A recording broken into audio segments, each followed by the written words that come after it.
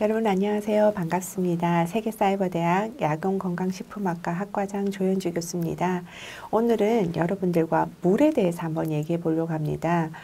우리가 영양소라고 생각하면 탄수화물, 단백질, 지방 뭐 이런 주요 영양소들만 생각하는데요. 실제로 우리가 신체 구성 성분에 있어서 가장 많은 부분을 차지하고 있고요. 또 우리가 며칠만 못 마셔도 생명을 지킬 수 없게 만드는 그런 물질이 바로 물입니다. 그래서 물 역시 우리가 5대 영양소에 더 추가를 해서 6대 영양소라고 얘기를 하고요. 6대 영양소 중에 하나로서 필수 영양소가 바로 이 물이 되겠습니다. 그런데 이 물은요, 우리 신체 성분 중에서 가장 많은 비율을 차지한다라고 제가 방금도 말씀드렸습니다.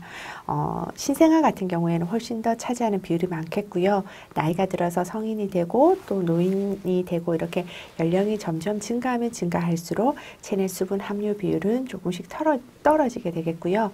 또 남자와 여자를 비교했을 때 남자들이 여자들보다는 체내 수분 함량이 더 많습니다. 그 이유가 남자들은 근육량이 많고요. 여자들은 남자보다도 체지방량이 많지요. 그런데 근육 같은 경우에는 조직 내에 수분을 함유하지만 체지방 세포는 수분을 함유하지 않습니다. 그래서 체지방량이 많은 여자들보다는 근육량이 많은 남자들의 이제 수분 비율이 조금 더 높습니다.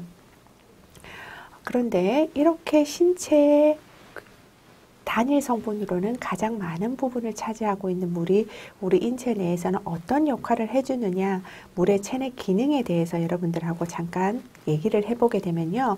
방금 말씀드린 것처럼 신체 조직을 구성한다라는 것이 첫 번째 우리 물의 체내 기능이 되겠고요. 두 번째로는 수용성인 세포질의 기본적인 성분으로서 우리 몸 안에서 생분자를 녹이고 때로는 화학 반응에도 참가한다라는 것이 두 번째 기능이 되겠고요. 또 세 번째로는 영양소를 체내 곳곳에 이동해주는 그런 운반 통로 역할을 합니다. 우리가 입을 통해서 또 음식물을 먹고 그 음식물들이 우리 위와 소장에서 영양소로 쪼개져서 흡수가 된 다음에 우리 몸 안으로 들어가져서 각 조직에서 필요한 역할들을 하는데 이용이 되어져야 되는데요. 자, 그럼 소화관에서 흡수된 영양소들이 어떻게 우리 신체 각 부위로 전달될 수 있느냐? 바로 이제 혈액이라는 그 통로를 혈관을 통해서 흐르는 혈액을 통해서 이제 이동이 되는데 역시 혈액을 만드는 데 있어서도 가장 중요한 성분이 바로 기본 성분이 물이죠. 그래서 영양소를 신체 곳곳으로 운반해 주는 데도 필요하고요. 반대로 사용하고 남은 이제 찌꺼기들, 노폐물들을 다시 이제 우리 몸 밖으로 배설시켜 주기 위해서 수송하는 데도 역시 물이 중요한 기능을 담당하고 있습니다. 그리고 주요 장기를 보호하는 역할을 맡고 있기도 하고요. 관절액이라든가 침처럼 이렇게 윤활유를 만드는 그런 역할도 담당하고 있습니다. 그리고 또 우리 체내에서 체액의 전해질 농도나 산염기 평형을 유지하는 데 있어서도 역시 물이 중요하고요. 그리고 또 우리 몸의 체온을 유지해 주는 데도 역시 물의 역할이 필요합니다. 그런데 이렇게 다양한 역할을 하는 수분이 우리 몸 안에서 일단 그 서로 균형을 필요량과 또 배설량이 균형을 맞출 때 우리 몸 안에서 수분 대사가 균형을 이룰 수 있게 됩니다. 그래서 내가 음식을 통해서 먹든 아니면 물을 마시든 이렇게 해서 섭취하게 되는 수분의 양과 또 내가 소변을 통해서 또는 땀을 통해서 또는 뭐 대변을 통해서 이렇게 나가게 되는 수분 배설량이 서로 양쪽이 밸런스가 균형이 맞을 때 동일한 양일 때 우리 몸 안에서 수분 대사의 균형이 이루어지겠는데요. 체내에서 물이 저장되는 공간이 크게 두 가지로 나눌 수가 있습니다. 하나는 세포 내액이고요. 하나는 바로 세포 외액입니다. 이제 세포 외액이라고 얘기한다면 대부분을 차지하고 있는 것이 바로 혈액입니다. 혈액인데 이런 세포 내액과 세포 외액 사이에서 또 물이 저장되는 공간이 다르지만 이 저장되는 공간이 다른 부위에 있는 물들도 역시 서로 수분 평형을 유지하고 있는데 이 세포 내액과 세포 외액이 수분 평형을 이룰 수 있도록 하는 것이 바로 세포막입니다. 세포막을 중심으로 형성된 세포 안과 밖에 삼투압의 차이에 의해서 세포 내외에 수분 평형이 일어나는데요. 자, 이렇게 말씀드리니까 굉장히 어렵죠. 뭐 세포 내외의 삼투압 차이로 의해서 수분 평형이 이루어진다. 도대체 그게 무슨 말일까라고 생각하실 수 있는데요. 제가 여러분들 이해하기 쉽게 제일 간단한 예로, 여러분들 김치 담그실 때 배추 절이시죠. 이제 빳빳한 배추를 소금물에다가 담궈두게 되면 일정 시간이 지나고 나면 어떻게 해요? 배추에서 수분이 빠져나가면서 이렇게 숨이 죽게 되죠. 이 배추를 소금물에 담그게 되면 배추 세포의 내부에 비해서 외부의 삼투압이 더 커집니다. 즉 소금물에 담그니까 배추 세포 안에 있는 물의 농도보다는 배추 세포 바깥에 있는 소금물의 농도가 더 높죠. 그러다 보니까 이 세포 내에 있는 소금물이 배추 안에 있는 수분이 소금물 쪽으로 이동을 하게 됩니다. 그래서 서로 농도를 맞추려고 하는, 즉 농도가 낮은 쪽에서 높은 쪽으로 이제 수분이 이동하는 것을 이제 우리가 삼투압 차이를 이용한다라고 하는데요. 이렇게 해서 배추 내의 수분이 소금물 쪽으로 이동을 하다 보니까 배추의 수분이 빠져나가서 이제 배추가 이제 우리 흔히 숨이 죽는다라고 표현하는 그런 이제 상태가 되게 되는데, 이와 같은 원리로 우리 몸 안에서도 이 수분이 세포 내과 외액이 조절이 되고 있습니다. 그러다 보니까 우리가 짠 음식을 많이 먹게 되면요, 세포 외액의 나트륨 농도가 증가합니다. 대부분이 혈액이라고 했죠. 즉 짠 음식을 많이 먹으면 세포 외액, 즉 혈액의 나트륨 농도가 증가하게 됩니다. 이렇게 그렇게 되면 세포 내액의 수분이 세포 외액으로 이동을 하게 되고요. 그렇게 되다 보면 어떻게 돼요? 세포 내에 있는 수분은 줄어들게 되겠죠. 자, 이렇게 세포 내에 있는 수분이 줄어들게 되면 우리 몸에서는 갈증 신호를 보내게 되고, 그러면 물을 마셔서 우리는 탈수 현상이 일어나지 않도록 막아주는 거예요. 또 하나, 이제 수분 배설량이 많아지는 경우입니다. 땀을 많이 흘렸다던가 설사를 한다던가 구토를 심하게 했다던가 뭐 여러 가지 이유로 인해서 수분 배설량이 섭취량보다도 지나치게 많아졌을 때, 이때 우리 몸에서 일어나는 현상을 보게 되면 일단 신장에서 이제 소변을 만들어서 농축시켰다가 이걸 우리 몸 밖으로 내보내게 되는데, 신장이 몸 밖으로 내보내는 소변의 양을 최대한 아낍니다. 소변의 양을 감소시키고 두뇌에 신호를 보내서 갈증을 느끼도록 한 다음에 다시 이제 물을 마시게 함으로써 수분 대사의 균형을 유지합니다. 그렇기 때문에 신장이 물을 아끼려고 소변을 지나치게 농축시키는 부담을 덜어주기 위해서는 우리가 물을 평소에 좀 충분히 마셔줄 필요가 있다라는 겁니다. 자, 그런데 반대로요, 수분을 너무 많이 섭취하게 되면 어떻게 될까요? 수분을 너무 많이 섭취하게 되면 필요량보다도 배설량보다도 수분을 너무 많이 섭취하게 되면 세포 외액의 전해질 농도가 낮아집니다. 즉 혈액 중에 수분이 너무 많이 들어와서 전해질 농도가 낮아지게, 너무 많이 희석이 돼가지고 농도가 떨어지게 돼요. 농도가 떨어지게 되면 신장에다가 신호를 보냅니다.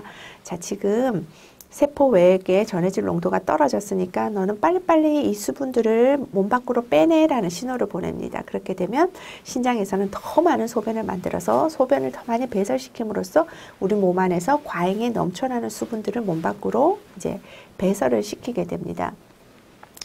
이렇게 해서 정상적인 사람인 경우에는 모자라면 갈증을 느끼고 소변을 농축시키고 하는 걸 통해서 이제 수분이 모자란 것들 균형을 맞추려고 하고요. 방금 설명한 것처럼 너무 많이 섭취하면 또 많이 배설을 시키게끔 해서 균형을 유지하는데, 고열이나 설사나 과도한 발한이 장기간 계속될 때 수분 섭취가 모자라게 되면 탈수 증상이 일어날 수 있습니다. 그래서 우리가 체수분의 2%만 수분이 손실되더라도 갈증 증상을 나타내게 되고요. 4%가 부족해지면 근육 피로가 오게 되고요. 체수분의 20%를 잃어버리게 되면 생명의 위협을 받게 됩니다. 그런데 여러분들은 어떻게 하루에 수분 섭취량 여러분들 충분히 섭취하고 계시다고 생각하시나요? 한국 성인의 경우 평균 수분 섭취량을 조사해 보면 한 830에서 850ml 정도라고 합니다. 그런데 이제 권장하는 수분 섭취량은 평균 한 2리터에서 2.5리터 정도를 마시면 충분하다라고 보고 있습니다.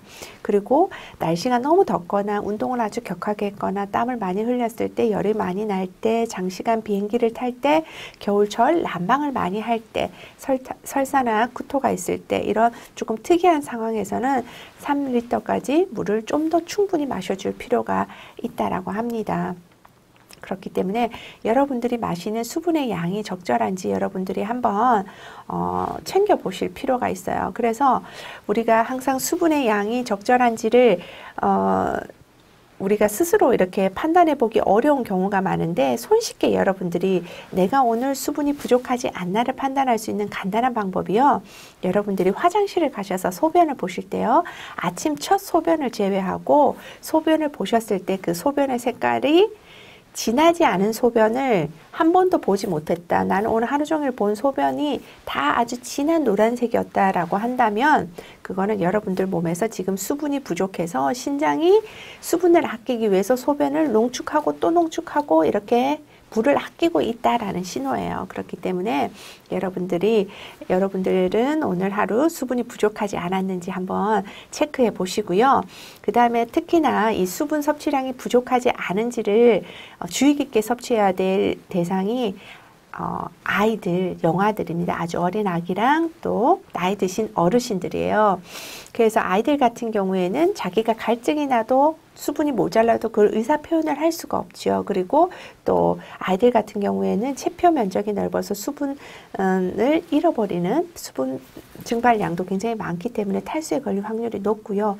특히나 또 나이가 드신 어르신들 같은 경우에는 신장에서 소변을 농축하는 능력이 떨어져요. 그래서 왜 나이 드시면 화장실을 더 자주 가게 된다라고 하는 얘기 여러분들 들어보셨을 텐데요. 소변을 이렇게 진하게 농축시키지 못하고 이게 화장실을 더 자주 가시게 되다 보니까 수분 배설량이 많아지게 되고, 또 갈증에 대한 민감도가 떨어져서 성인만큼 우리가 수분이 모자라요 라는 신호로 갈증 신호를 보내는데, 그 갈증 신호에 대해서 인지하는 민감도가 떨어지게 됩니다. 그래서 아이나 또 어르신들 같은 경우에는 수분이 부족하지 않도록 평소에 좀 잘 챙겨 드시거나 챙겨 주셔야지 됩니다. 그래서 어르신들 같은 경우에는 특히 목욕 전후에는 물 한 잔 정도 드셔주시는 게 좋고요. 취침 전후로도 물 한 잔 정도 좀 드셔주시는 게 좋습니다. 그리고 아이 같은 경우에는요, 하루 종일 기저귀가 한 번도 제대로 이렇게 안 젖었네, 이런 경우에는 약보다 물이 더 급한 상태라는 신호라고 할 수 있습니다. 그래서 여러분들 아이나 또 어르신들 같은 경우에는 수분 섭취량이 부족하지 않도록 좀 특별히 주의를 기울이시는 것이 필요하고요. 그러기 위해서 우리 어르신들 같은 경우에 또는 신장 질환이 있다거나 해서 수분 섭취량을 좀 신경을 써야 되는 경우는 개인 물통을 준비하시는 게 좋아요. 그래서 1리터짜리, 1.5리터짜리 이렇게 물통을 준비하셔서 아침마다 거기에 물을 가득 채우신 다음에 그 통에서만 이제 물을 부어서 드실 수 있도록 하게 되면, 하루 동안 내가 500ml 먹었구나, 조금 더 먹어야 되겠네, 내가 오늘은 충분히 한 통을 다 먹었네, 이런 것들을 체크할 수가 있기 때문에 그런 방법도 한번 생각해 보시면 좋겠습니다. 자, 우리가 흔히 주위에서 무시할 수 있는 물인데요. 이 물도 우리 생명 유지에 있어서 꼭 필요한 영양소 중에 하나라는 거 여러분들 오늘 다시 한번 인식하시는 시간이 되셨으리라 생각합니다. 자, 오늘 여러분들 수업 마치시면서요, 여러분들도 내가 수분 부족하지 않나 한번 체크해 보시면서 물 한 잔 드시는 게 좋겠습니다. 특히 한 가지 마지막으로 더 말씀드리면, 갈증이 날 때는 세상에 어떤 음료보다도 가장 좋은 것이 그냥 맹물입니다. 그래서 여러분들 빨래 하실 때요, 깨끗한 흰 물에다가 빨래를 하시는 게 빨래가 잘 되겠어요? 아니면 콜라나 주스에다가, 커피에다가 여러분들 빨래를 하는 게 더 깨끗하게 되실까요? 자, 그거 생각하시면 어떤 게 더 깨끗하게 될까요? 물론 순수한 물에다 빨래하는 것이 깨끗하게 되겠죠. 우리 몸에 있는 노폐물들을 깨끗하게 씻어내주기 위해서는 여러분들 뭘 마시는 게 좋을지 여러분들 선택하실 수 있으시겠죠? 그러면 깨끗한 물 한 잔으로 더 건강해지는 하루 되시기 바랍니다.